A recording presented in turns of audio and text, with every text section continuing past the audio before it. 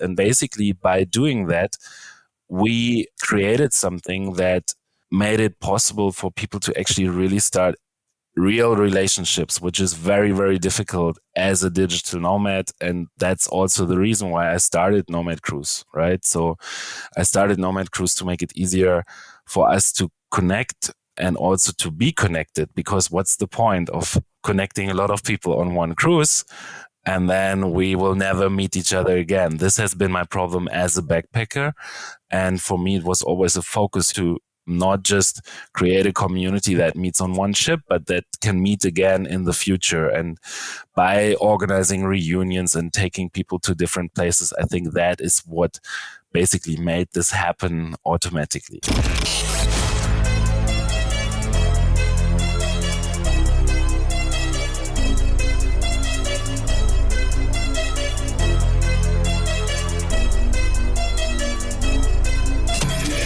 This is the Maverick Show, where you'll meet today's most interesting location-independent entrepreneurs and world travelers, and learn the strategies and tactics they use to succeed. And now, here's your host, Matt Bowles. Hey everybody, it's Matt Bowles. Welcome to the Maverick Show. I want to start off by inviting you to subscribe to the Maverick Show's Monday Minute email newsletter so you can kick off each week with a super short newsletter that you can literally read in 1 minute. So there's no long articles, just 3 high value bullet points each Monday that I've put together for you that could include the best travel gear and gadgets I'm using, or my favorite destinations and what to do there.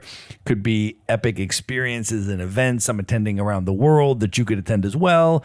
Or it could be things to watch or quotes to ponder or travel hacks. Could even be nomad communities to check out, etc. Basically, I'm going to distill down my ongoing learnings from 10 plus years of being a full-time digital nomad into 3 terse items of value that land in your inbox each Monday that you can consume in under 60 seconds. So if that sounds good to you, you can sign up at themaverickshow.com/newsletter.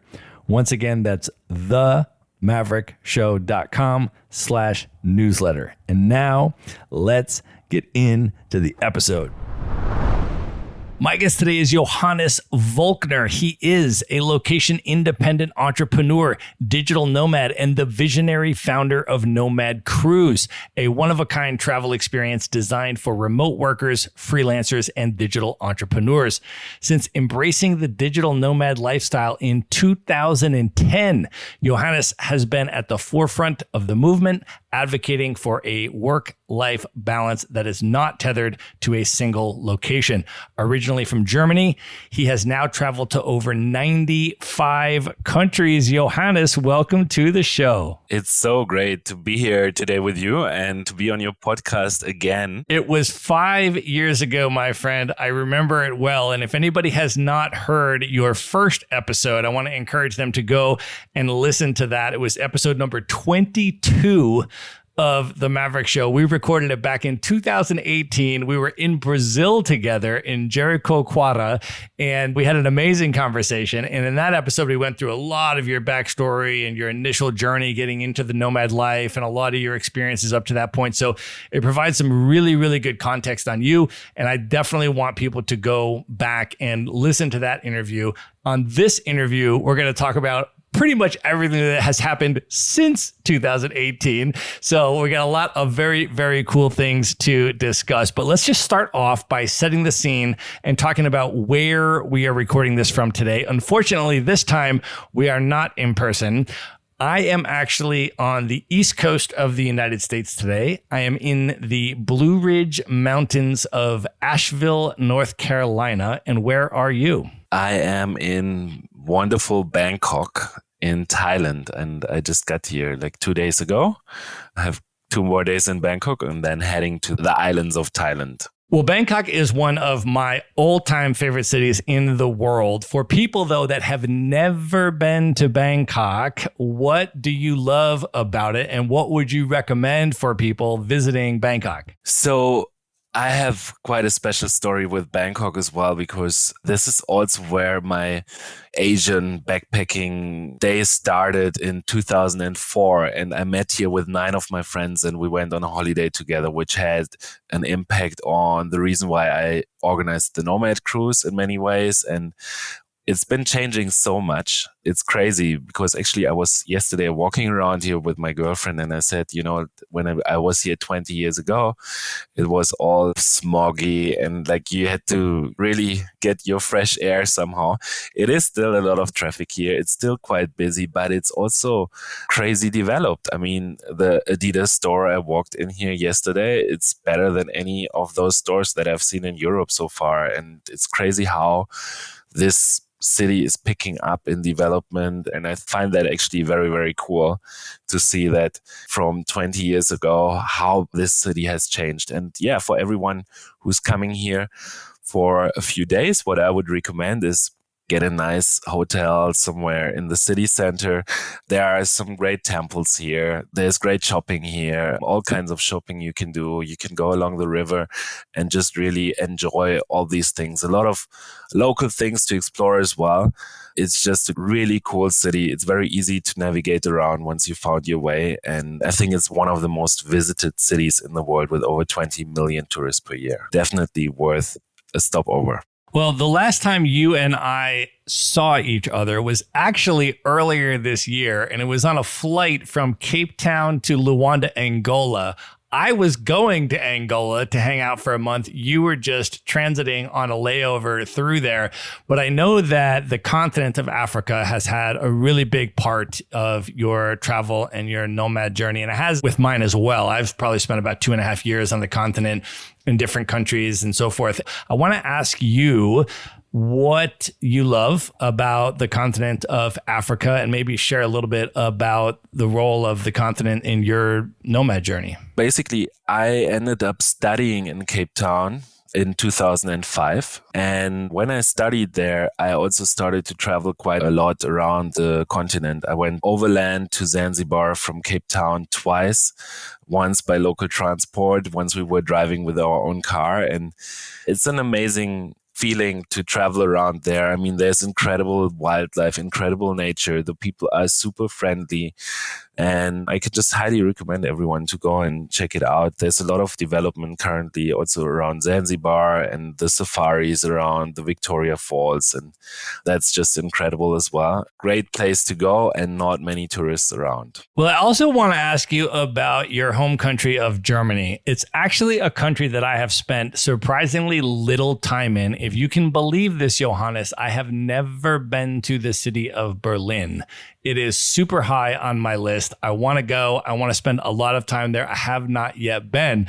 So for me and others like me that have not spent a reasonable amount of time in Germany yet, I fly through it all the time, by the way. The Frankfurt airport is like my second home. It's like the hub for all of Europe. So I feel like I spend time in Germany, but unfortunately, it's been mostly inside of airports. So for digital nomads, let's say, that want to go and spend time in Germany, what would you recommend in your home country? I would definitely recommend Berlin. And I was actually just there last month and I met a lot of people that both of us know from the cruise times that we organized. And I was quite surprised how it's picking up with popularity these days. But it is doing that for a great reason, because Berlin is an amazing city. So while the other cities are all cool and I would recommend to spend some time maybe in Hamburg or in Cologne, Berlin is a very, very special place. And that is because of its history, right? So when the wall came down, basically there was half of the city that was way less developed than the other half. And a lot of people left there. And this kind of opened up the city for people from all around the world who started their new life there and who started, to take over the city and started to organize parties and to just go crazy. And this openness and the things that you can experience in Berlin, I don't think that there's actually many other cities or any other city in the world where you can feel so free and have such experiences like in Berlin. That's for everything pretty much. I mean, it really depends on, what you want to do there, but it has got an incredible international vibe, incredible nightlife that you will find nowhere in the world, probably. That's the reason why it's so popular. And you can actually jump on a bike and you can travel around everywhere. You can be on a party from Thursday all the way until Sunday night without stopping if you want. And yeah, but what I would really recommend if you go there is to go in the summertime. So the summer is definitely the best time, because in the winter it all dies down a little bit and it can get pretty cold in Berlin. So anytime between beginning of May until, let's say, end of September is the best time to go. Well, it is super high on my list, so I am going to further consult you when I'm ready to plan my extended stay in Berlin, my friend. What I would love to do now, though, is talk a little bit about everything that has gone on with our travel lives since the last interview, which has been 5 years. I cannot even believe it. That was right after Nomad Cruise 7, which was a transatlantic cruise and ended up in Brazil, and we all hung out in Brazil for quite a while after that, which was such an amazing time. Since then, I went on 2 more Nomad Cruises. I did Nomad Cruise 8, which was a European area cruise, stopped in Morocco, and then went up the coast there to Lisbon, Portugal. And then I did Nomad Cruise number 10, which went from Greece all the way to Dubai, which was unbelievable. That was a 17-night cruise, if I recall. And we got to go to Oman. We got to go all over the place. I mean, it was some really, really cool stops. And it was especially cool because it was primarily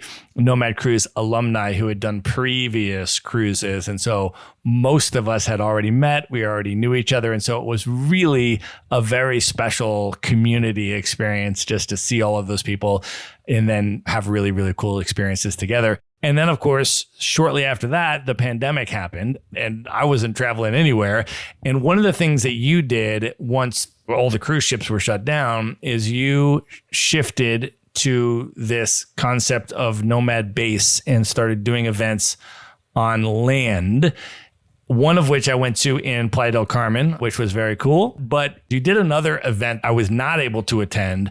And you actually took hundreds of people to the continent of Africa. You took them to Cape Town, and then you took them on an incredible safari that I was watching. I was following it on social media and I was seeing pictures of it. But can you share a little bit about some of the stuff that you've done like that over the last couple of years? So when the pandemic hit, I was a little bit in trouble because my business model didn't work anymore, right? From one day to the other. So I focused on some other businesses that I've neglected a little bit in the past. But the thing is, with regards to the community of Nomad Cruise, I wanted to kind of let things live on. But my problem was that there were no more cruises, or it was hard to arrange any events there. So I did something that I had in my mind already for quite a long time, because I didn't want to always organize all events on cruise ships. I wanted to go a little bit off land and not just use we are going from A to Z and then we go travel and work in the area where we are going, but actually organize on land events. And so we went to Mexico, we went to Cyprus, we went to Cape Town. Those were great events. And to Croatia. In Croatia, we also organized one event for 1 week. Those were great events that were running for a week. The program was quite similar than on a Nomad Cruise, where we had a lot of talks and then things happening in the evening. I have to say, though, behind the scenes, it was incredibly difficult, because if you organize some conference in a different location for over 300 people, there is a lot of things that is very, very hard to control. That made it really difficult. But I think the community had a great time in those years, going to different destinations, meeting up there. And we went to Cape Town, which is still one of my favorite cities in the world. So I was super happy to take so many people there and show them this place. And after Cape Town, we organized a spontaneous safari that was taking us from Johannesburg all the way to Victoria Falls. It worked pretty well. It was also quite a long trip. I think that we will do something like that again in the future. Well, the cruises are back as of this year, which is super exciting. Let me ask you this before we talk about the upcoming cruise, which I am super excited to be a part of. I have watched over the last 5 years. I've been part of the community. I've been part of the online community. I've been part of the in-person community, been speaking at the events and really connected with a lot of the people. And I have been amazed with the way that you have cultivated brand loyalty and the way that you have cultivated a commitment to this community by people in this community. I mean, as soon as you announce that you're doing something, 300 people sign up immediately. There are people that will wear their Nomad Cruise bracelets for years. I mean, they'll just like wear them after the cruise. They'll continue to wear them. I mean, people are really committed to the brand and they're committed to the identity of being part of this community. Can you talk a little bit, just reflecting on that now, how you did that? Yes, I would say that the reason why this probably happened is because whenever I made a decision on a next cruise or the next event that we are organizing, I was thinking a lot, would our customers enjoy this? Would everyone who has been on the cruise before like this type of the event? That actually made it really difficult, right? Because I could organize the same trip to Brazil every year. Maybe that would be much easier, but I was always thinking like, okay, can we run this trip next year again? What else can we do? Can we organize some kind of reunion? What can we organize after the trip to make it like this? And basically by doing that, we created something that made it possible for people to actually really start real relationships, which is very, very difficult as a digital nomad. And that's also the reason why I started Nomad Cruise. I started Nomad Cruise to make it easier for us to connect and also to be connected, because what's the point of connecting a lot of people on one cruise and then we will never meet each other again? This has been my problem as a backpacker. And for me, it was always a focus to not just create a community that meets on one ship, but that can meet again in the future. And by organizing reunions and taking people to different places, I think that is what basically made this happen automatically. Well, when I was preparing for this interview, I actually scrolled through all of my podcast episodes, 250 podcast episodes, and I counted the number of interviews that were with people that I initially first met on the Nomad Cruise. And there were 25 different people, which is 10% of the entire Maverick Show episodes are people that I met on the Nomad Cruise. So anybody listening to this has heard interviews with a lot of people that are part of the Nomad Cruise community. I also want to ask you, Johannes, if you can talk a little bit about Nomad Cruise's commitment to diversity, equity, and inclusion. And for people of color who may be listening to this podcast right now and wondering if they will feel safe and comfortable and welcome on a Nomad Cruise, what would you say to them? I would say they would feel safe and welcome due to the fact that when we have a cruise day where 500 people join, we have around 50 different nationalities who are on board. Of course, because I'm German, because we have some countries that are more represented than others, but there is a mix of all types of countries, and the diversity on the ship is incredible. I would say that some countries are still underrepresented, and we're doing our best to increase this. So far, Nomad Cruise has been growing because of word of mouth. So those people who joined initially spread their word. But it's a very, very international community. I don't think that from any other vacation programs that are running around the world that they have people attending from so many different countries in the world. Well, let's talk about the upcoming cruise, Nomad Cruise number 12, which is going to be from December 2nd to December 11th, 2023. It's going to go from the Canary Islands in Spain all the way across the Atlantic to Brazil. And I want you to be able to talk about the different pieces of this. And let's just start with the first part of it, which is where it's departing from and what the pre-embarkation dynamic will be like in terms of when you encourage people to arrive and what people can expect before the cruise even departs. So the next Nomad Cruise departs in Tenerife, Canary Islands. Actually, Tenerife is one of the most popular digital nomad destinations. It wasn't really on the radar before COVID, but during COVID, it got a lot of traction because there's so much tourist accommodation that was there and a lot of nomads moved there. It's a place very, very busy with nomads, many different co-living places. So for everyone who has got some time already in November, I would recommend to go there as soon as possible. We are not necessarily organizing things all the way through November, but you will meet a lot of people who are part of Nomad Cruise. And in that sense, you can already connect very well to people who are on board. So in general, for someone who's joining Nomad Cruise for the first time, I think that it's very, very important to connect with some people already before you embark the ship, because it can be quite overwhelming if there are 500 people and you don't know any one of them. You will find your way around, but it will take 1 or 2 days to get connected, and it's much easier if you actually come a little bit earlier and you already know some people and you have your little group that you meet for breakfast and that you can enjoy this whole experience with. And what we will do actually in Tenerife is about 10 days before departure, we will have our first meetup in the south of Tenerife. So the south is actually the more popular part for digital nomads. So that's where we will have the first meetup, where you can already connect, experience that part of the island. And then in the north, which is 1.5 hours drive, I think, roundabout, in Santa Cruz, where the cruise departs, we will have a meetup about 4 days before departure to get everyone who already wants to get to know more people and wants to experience Santa Cruz a little bit. So that will be about 4 days before departure.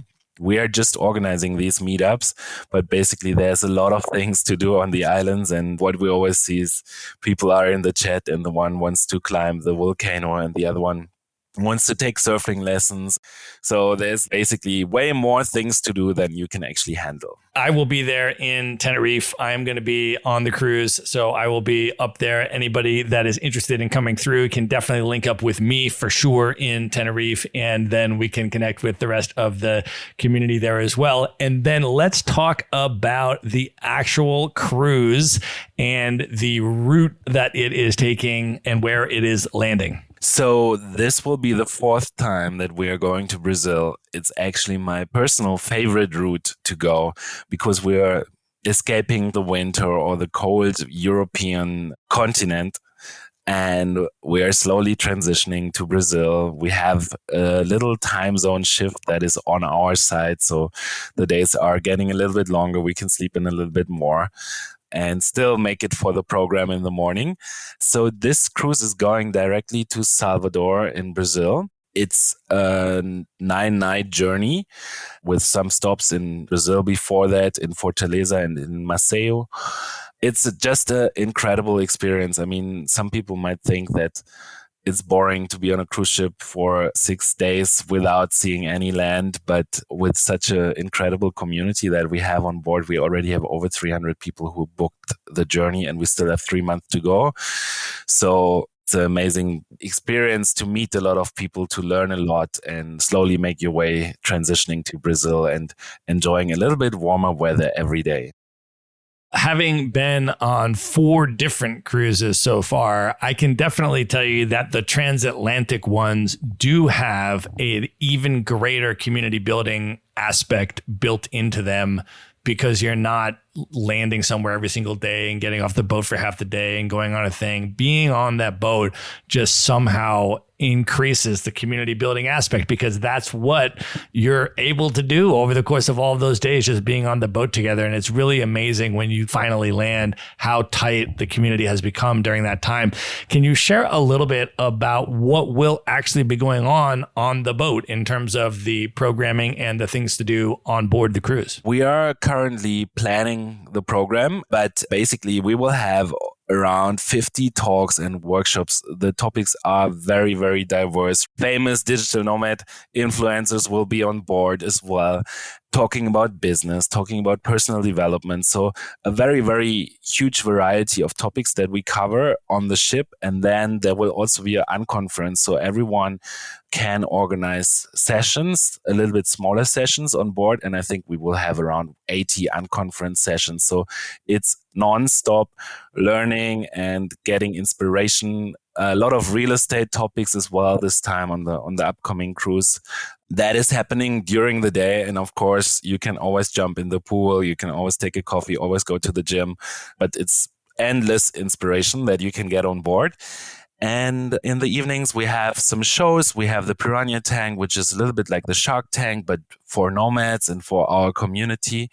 We have a talent show where we have the full theater of the cruise ship for us and bringing so many people across the Atlantic. We have incredible talent on board as well. So a lot of great ways to meet, to learn, and at night to party as well.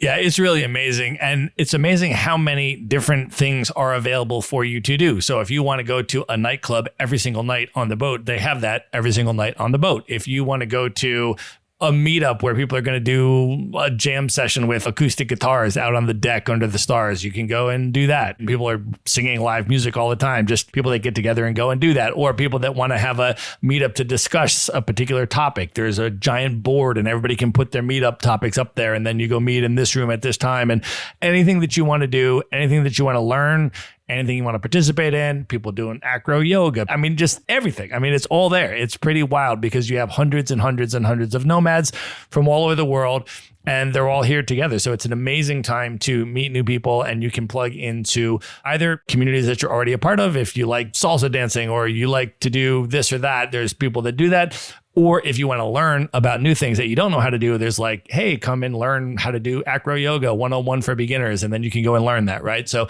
anything that you want to do is there, whatever your vibe is, whatever you're interested in, it's all available on board this boat. And it's a pretty amazing experience. I want to add one thing. This cruise, it's called Nomad Cruise, but it's not just for nomads. I know that sometimes people think like, maybe I'm not ready for this yet, or I would love to be part of this, but I'm not quite there yet. And they feel like, okay, because I'm not traveling so much, this is not for me. And that is absolutely not the case. We welcome also everyone who's just interested in this lifestyle, because I've seen people change and getting new jobs on the ship from other participants and just finding the inspiration to maybe redesign their life in different ways. So it's really for everyone, and everyone who's just interested in learning and interested in sharing and giving. I always like to say, give more than you take. That's the concept of the cruise. But basically, yeah, if you're interested to learn more, to connect with this type of community, then you are more than welcome to join as well. So it's not just a digital nomad event. That's a really good point. There are a lot of people that come on this cruise that are sort of dipping their toe in, and they're trying to learn. So they might be still in a full-time job, even they just take a 2-week vacation. They come on the boat because they want to immerse themselves, meet other digital nomads, go to the workshops and learn how to do whatever it is they want to do, transition out of their corporate job, build a location independent business on the side, et cetera, et cetera. And they're absolutely not nomads, but they want to learn. They want to dip their toe in. They want to find and surround themselves with people that are doing this. And so that's a really good point. There's an entire spectrum of people from that to people like me and you that have been full-time travelers for over a decade with no base. I mean, you'll find everything in between on the Nomad Cruise. So that's a really good point. Let's talk about Brazil. Can you share a little bit about where we are going to land and what the plans are after we're landing? And I should tell you this, Johannes, I have been to Brazil 3 times. It is one of my favorite countries on the planet. I always name it in my top favorite countries in the world. I have not yet been to Salvador de Bahia. It is the top place in Brazil on my list that I have not been. It is the center of Afro-Brazilian culture. I have known about it. A lot of people have been talking about it and telling me about it that have gone there. And it's been on my list for so long. And so when I saw that the cruise was going there, and that was our place where we were going to land and disembark, and I was going to get to spend some time there, I was even more excited about the cruise. But talk a little bit about Salvador and then also what you have planned after Salvador. Yes. So when we arrive in Salvador, I think everyone wants to recharge a little bit.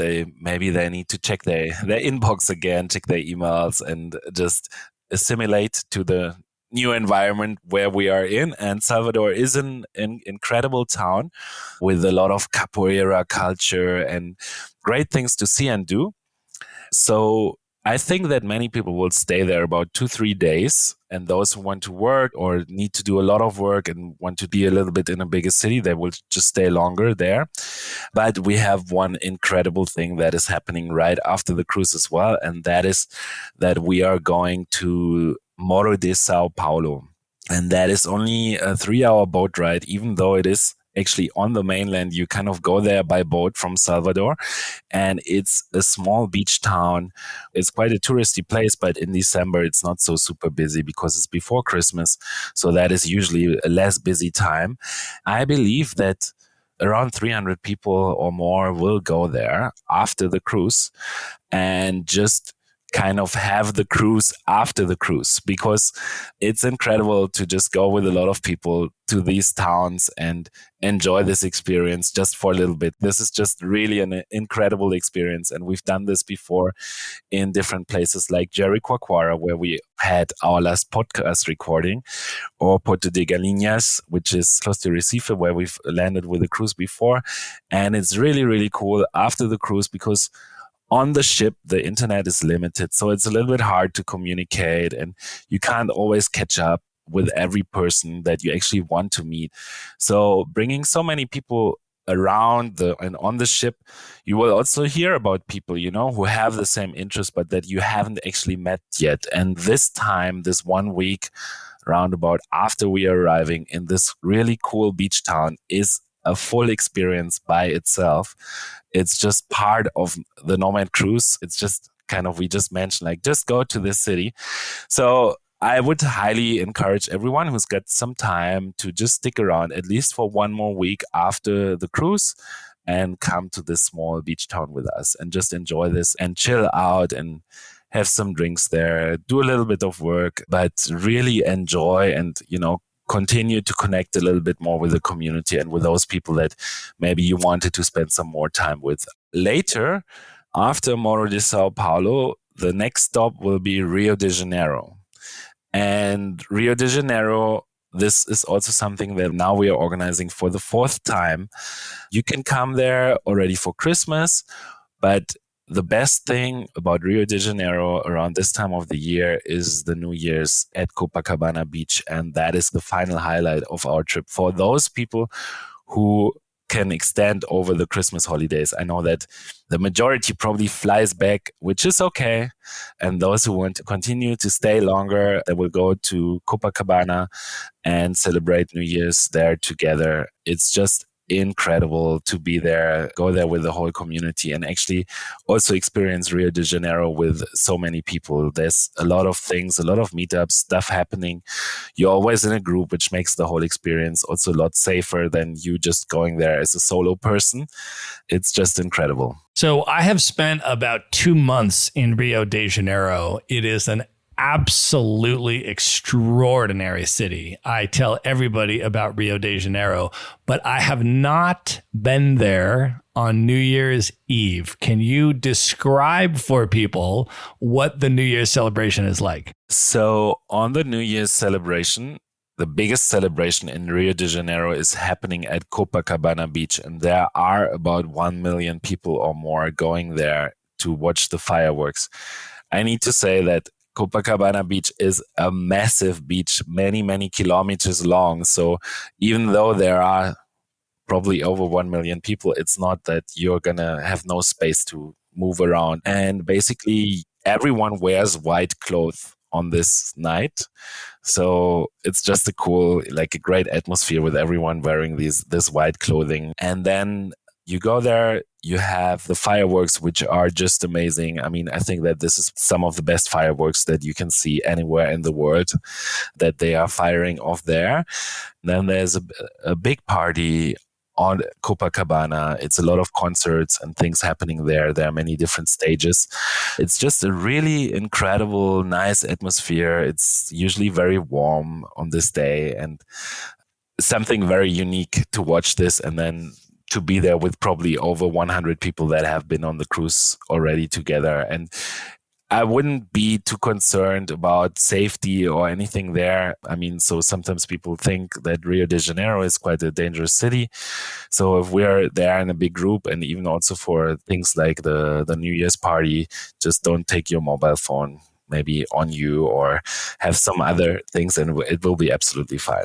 Well, I am going to be in Tenerife for the week before the Nomad Cruise. I'm going to be on the Nomad Cruise. I'm going to be giving one of the keynote speeches on the Nomad Cruise.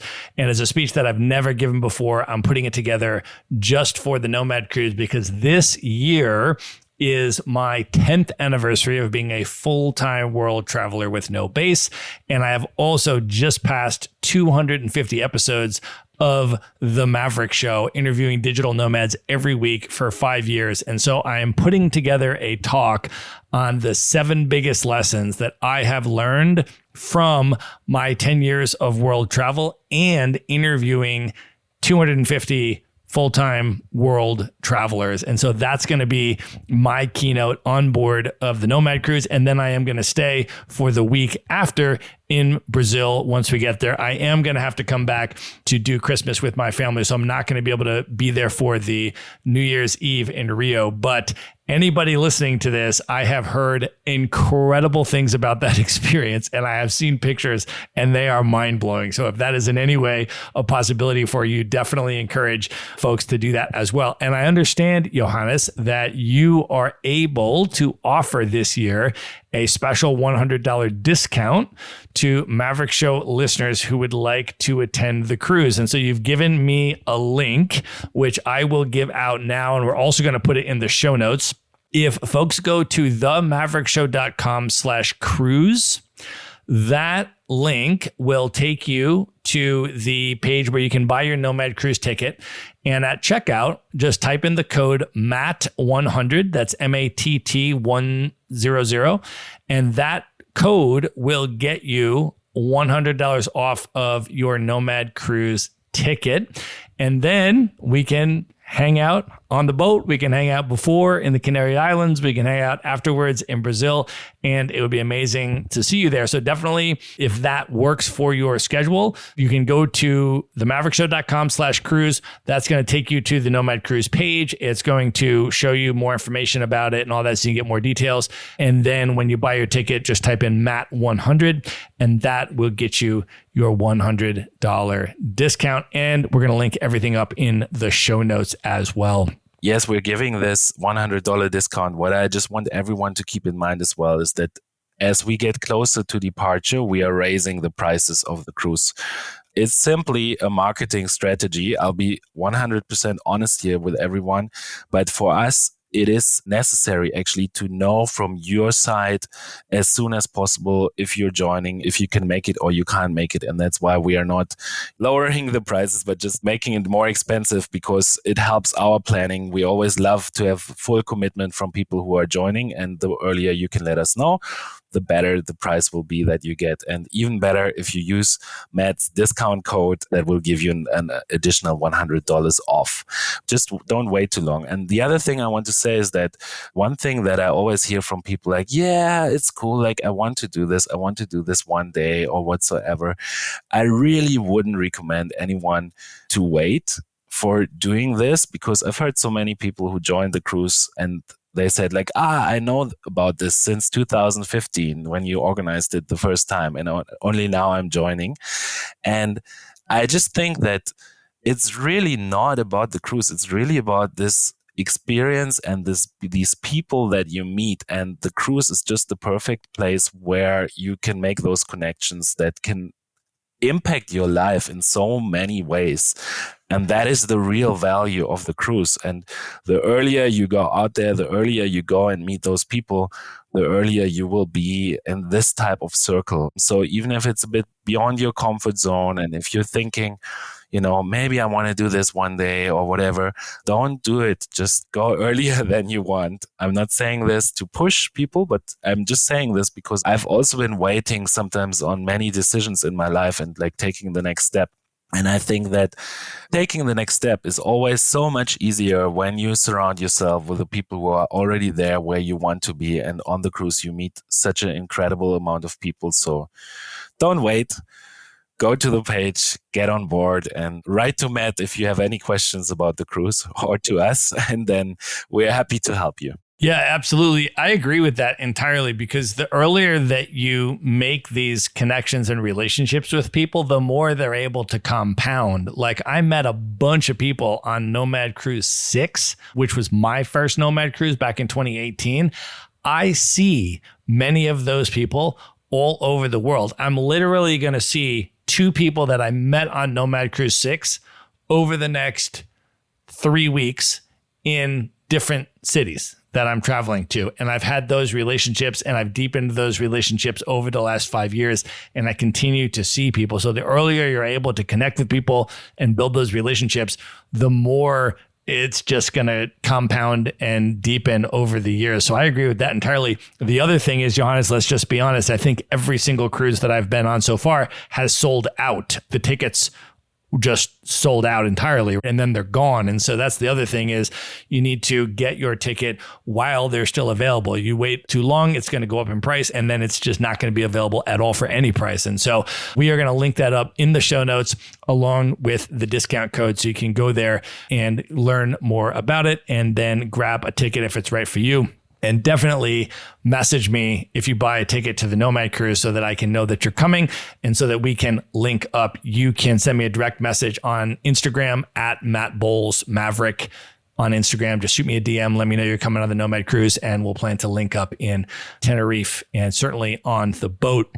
Johannes, I want to ask you a few more questions, just reflecting on your 13 years now, since 2010, of the nomadic lifestyle with regard to long-term travel, because it's one thing to do this life for a year or 2 or even 3 or 4, but to do it as long as you have, for over a decade, which is even longer than I've done it, there are, I think, some really important sustainability pillars in order to live this life in a way that is joyful and fulfilling. Can you talk about, for you, what some of those keys have been over the years that have allowed you to do it this long and still be so passionate and enthusiastic about it? I think one of the key things is to not rush, to take it slow, because every place where you go, you need to adjust to the place. You can't focus on your work if you are jumping from one place to another every week.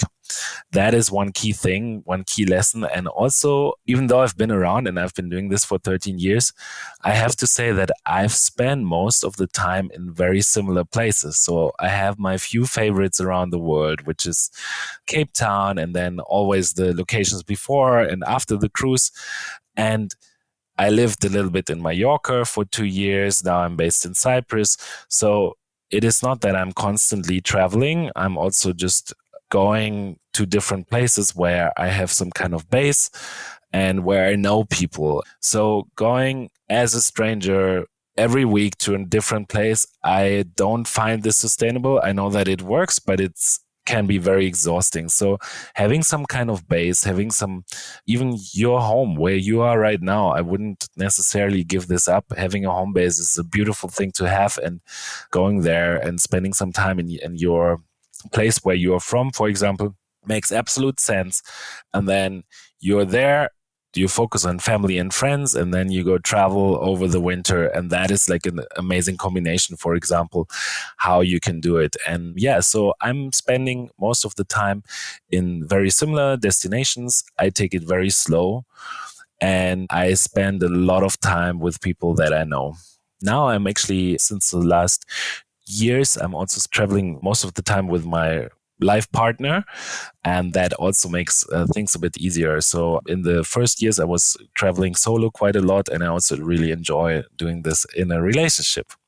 That's another thing that for me is also a way to do it. What tips do you have for folks on maintaining relationships with family and friends back home while living this lifestyle? As I was explaining now, basically, it is quite important to keep your relationships with your family and where you're from. What I see quite often is that people who are traveling around the world, they are like, this is all so exciting. At home, it's boring. And then they try to educate their friends and family that they are living a boring life, and that's not really helpful for the relationship.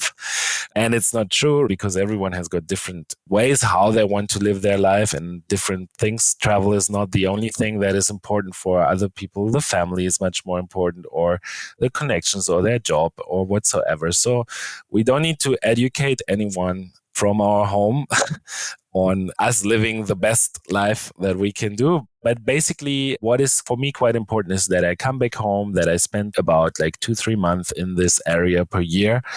And I spend time with my parents and with my friends, and it keeps me grounded there. And I really enjoy this. And then I also enjoy when I'm traveling a little bit again. But it is important to keep those ties all the time and not forget about it. Well, I also want to ask you about your observations, particularly over the last couple of years since the pandemic, with all of the new people that are now remote workers and getting into the digital nomad lifestyle, and the development of all of these nomad hubs and cities around the world that are offering nomad visas and things like this. I want to ask you about what some of the consequences of that and some of the potentially negative impact of that on local places. So concepts like over touristification, right? You and I have spent time in Playa del Carmen together, for example, or even for longer and medium term travelers, not even necessarily just tourists, but as the nomad life takes off and people want to go and do these extended stays in places like Lisbon, Portugal, for example, there are dynamics of nomad or expat gentrification that are starting to manifest in terms of the rents rising in those cities to levels where locals can no longer afford them, which is pushing local people out, and is also impacting the local culture and things of this nature. And so I'm curious, since you've been really at the forefront of this movement for so long,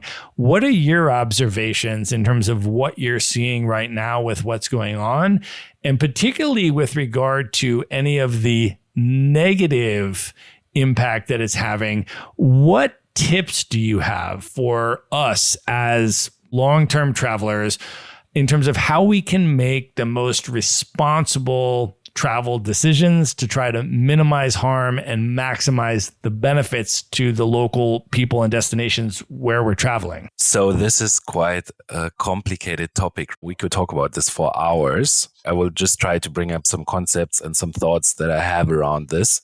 But of course, everyone has got different opinions or different thoughts on this topic in general. So I think the first of all, the very most important thing that we as travelers need to keep in mind all the time, wherever we go, is that we are guests in the countries that we visit, and that we should be very respectful to everyone who's there and not be demanding in any ways. And I think that is the first thing, because we want to make a good impression as tourists and not act like idiots.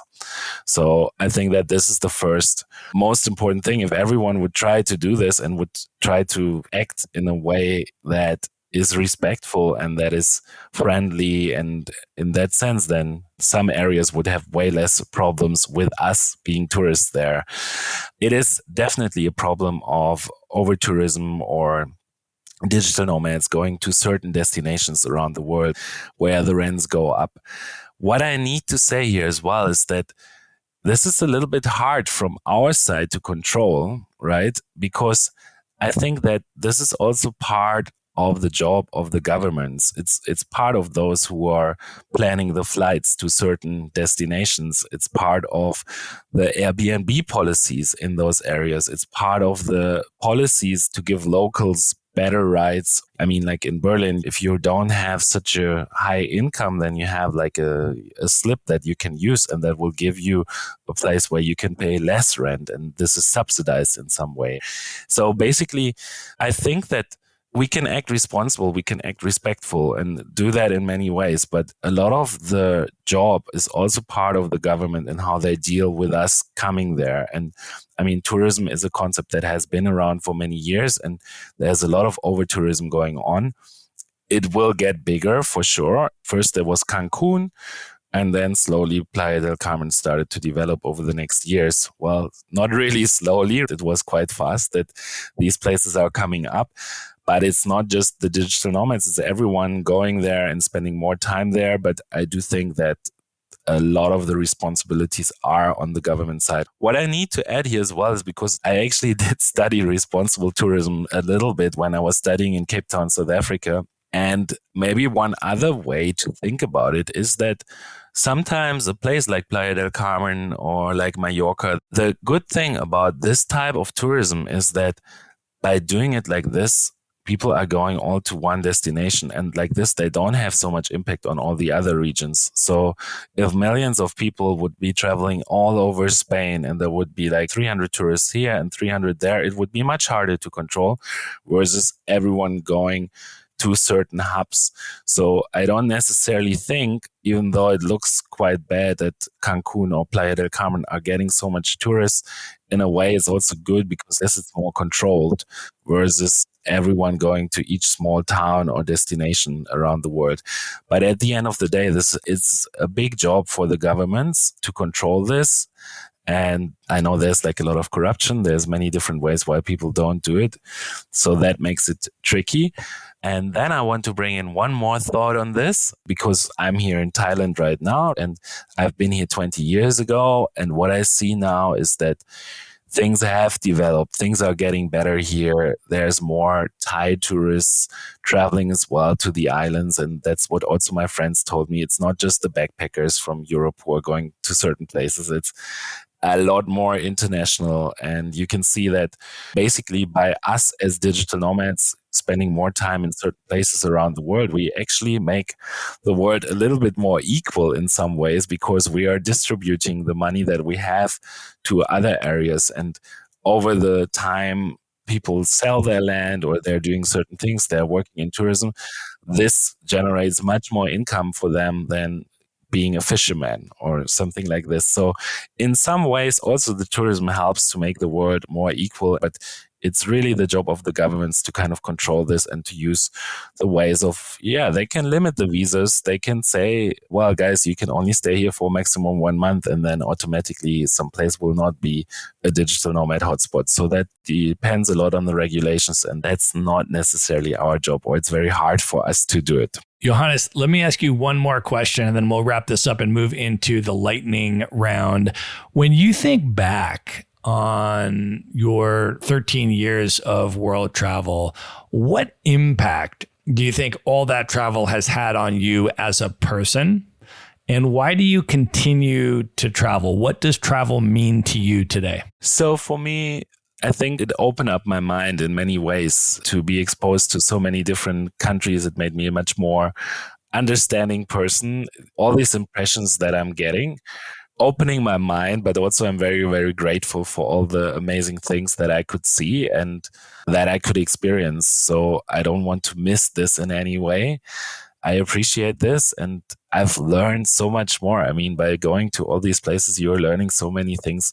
So it's been incredible. All right, Johannes, at this point, are you ready to move in to the lightning round? Yes. Let's do it. The lightning round. All right, what is one travel hack that you use that you can recommend to people? My travel hack is to charge all your devices overnight. You will have a much easier day. Actually, a friend told me this like a while ago, and then I was like, I've never Just charge everything every single night and you will have a much easier day. All right, Johannes, who is one person that's currently alive today that you've never met that you'd most love to have dinner with? Just you and that person for an evening of dinner and conversation. I think I would like to meet Barack Obama.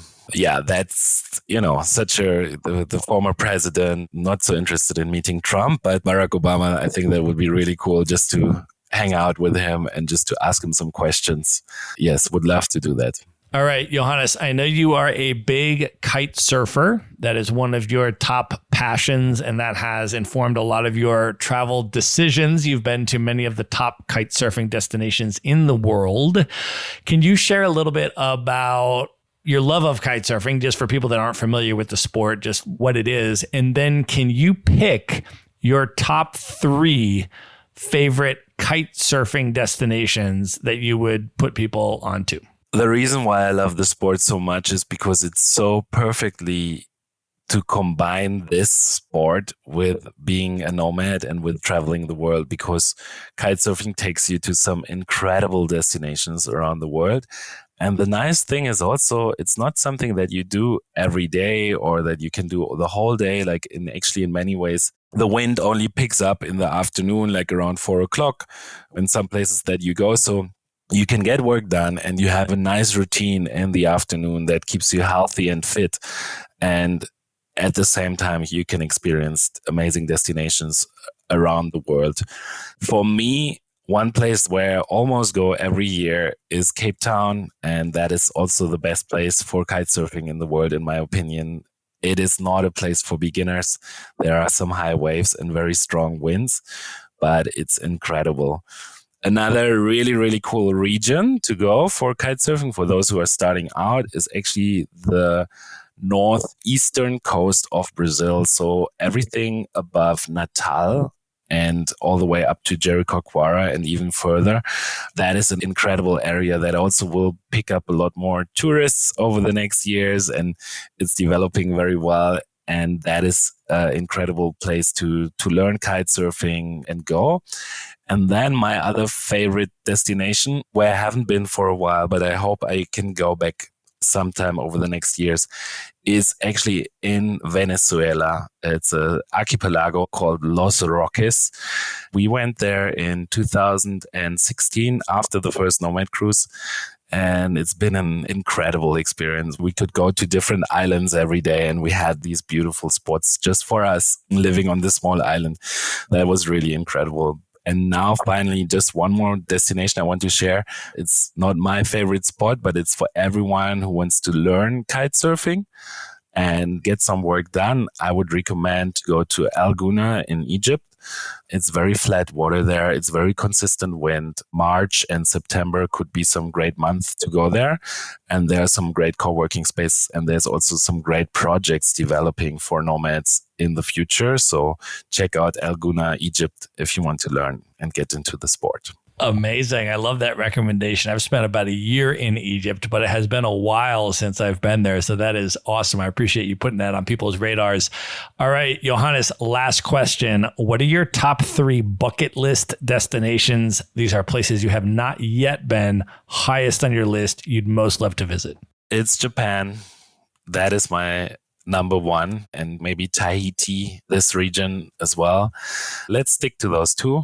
Then I'm happy. All right, Johannes, at this point, I want you to let folks know how they can find you, how they can follow you on social media, how they can learn more about the Nomad Cruise, and any other way you want people to come into your universe. The best way to get connected with us is to sign up to the newsletter of Nomad Cruise. Just go to nomadcruise.com and there will be some pop-up with a newsletter. So that is really the best way to do it, because I'm not so super active on social media, but we send out quite a few emails and we inform about new trips and everything. So I would always recommend to go there first, or just follow Nomad Cruise on Instagram. All right, we're going to link all of that up in the show notes. So folks can just go to one place at themaverickshow.com, go to the show notes for this episode. There you're going to find all the ways to connect with Nomad Cruise. We're also going to put the link in the show notes for your discount if you want to come on Nomad Cruise 12 in December 2023. Again, that is going to be themaverickshow.com/cruise is going to take you directly to that page. And then you just type in Matt100 as your discount code to get $100 off. As soon as you do that, send me a DM on Instagram. Let me know that you're coming, and we will plan to link up in the Canary Islands before we embark, and then definitely on the boat as well. I'm at Matt Bowles Maverick on Instagram. Johannes, this was amazing, brother. So good to have you back on the show. Thanks so much, Matt, for this interview, and looking forward to catch up very soon in the Canary Islands and then go across the Atlantic. I will see you soon, my friend. Good night, everybody.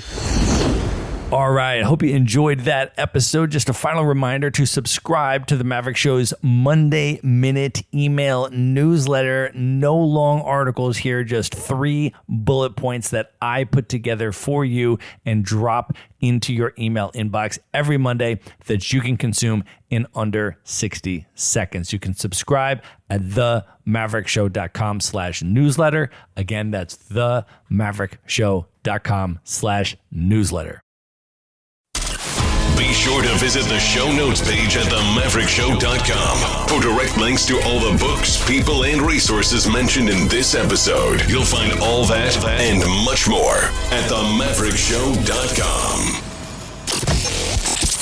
Learn how Maverick Investor Group can help you buy cash flowing rental properties in the best U.S. real estate markets, regardless of where you live.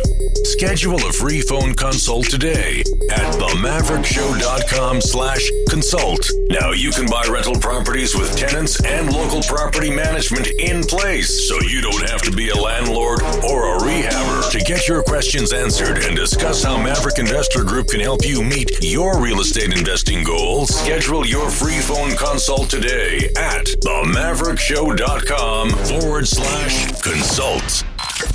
If you like podcasts, you will love audiobooks, and you can get your first one for free at themaverickshow.com/audiobook. Whether you want the latest best-selling novels or books on investing, business, or travel, try your first audiobook for free at themaverickshow.com/audiobook.